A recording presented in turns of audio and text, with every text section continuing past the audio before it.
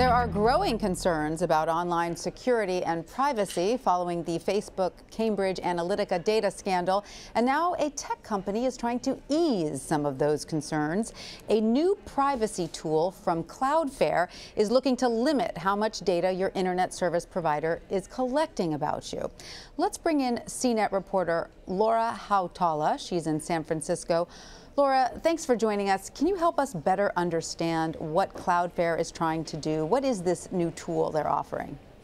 Thanks for having me. So Cloudflare has created a tool called 1111, and what it is a DNS resolver. It changes the way that your web browser works. So DNS is that system that turns a URL like google.com into its real address on the internet. That's an IP address.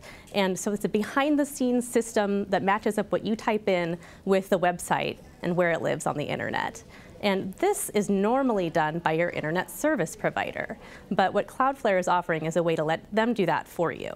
Why? Because your internet service provider is collecting information about you? Well, there's two reasons. Cloudflare first says that they can do it faster than your internet service provider, so that will speed up your internet browsing. But also they're saying they can do it in a more private way. That DNS resolver is one way for your ISP to collect your browsing data. They have other ways to do it, but this tool also takes away that one method that they have for getting your browsing history. And what do you make of the timing of the tool's release? Does Facebook's data scandal play a role? Well, I would guess that this sort of project takes a while to get underway, so it may just be a coincidence that it's coming out now. And if you think back, actually, the data scandal that this is most related to is last year when Congress overturned some rules that would have prevented internet service providers from using this data, your browsing history, to sell ads and other things for you.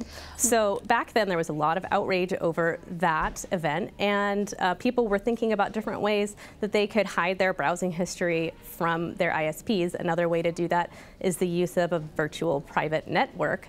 And so this is just another tool that has that in mind, that desire to maybe not let your internet service provider have every piece of information about you. But just to be clear, Laura, this Cloudflare tool, you can't use it with Facebook. I mean, using Facebook, part of the agreement is that your information is being stored or collected or at least noticed by Facebook. So it wouldn't be compatible in that situation, correct? That's correct. So it's important to remember that there are so many different organizations and businesses out there that can collect your information. And so your ISP can collect information about every website that you visit and what you do there. But so can the websites that you visit. And Facebook might be one of those websites, and they're collecting information. This tool doesn't address the information that websites themselves collect about you. So that's just another element of your privacy that you have to keep in mind. So this helps a little bit, but it's not a catch-all. It's definitely not going to make you feel totally secure. That's right, and Cloudflare is also counting on some other technology to become more common in web browsing before it can really lock down that information about you. Because like I said, right now, internet service providers have other methods for getting that information about you. And so to lock down that information, web browsers also have to encrypt or scramble up data about where you're going so that internet service providers can't detect that information in other ways. So as a tech reporter, to you, is this a game changer, or is this just the beginning of a bunch of tools that are going to get rolled out in the space of privacy?